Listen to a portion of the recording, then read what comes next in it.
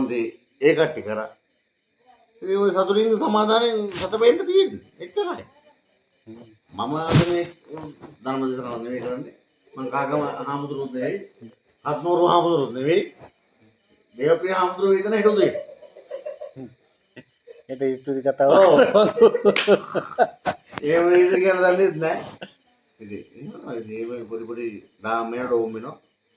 ඉතින් එහෙම නමුනා. අර ආසයි සන්තෝෂයෙන් ඉන්නේ බෑ ඉතින්. දුක හංගගෙන අපි සන්තෝෂයෙන් ඉන්නවා. අපි බලනවනේ අයියා බැලුම් බෝලේ අපි අර තාක් ඉන්න තාක් අතේ හයිය තියෙන තාක් කල්ලේ බොබන් ඉන්නේ. ඒ උඩා අපිට උඩ එනවා ඉතින් ඒ වගේ තමයි ඉතින් අපි ඉඳලාගෙන අපි ඉන්නවා ඉතින් බලමු ඉතින් නේ. දවාට ඒකමද පේන්නේ. තමයි කමිටද පේන්නේ.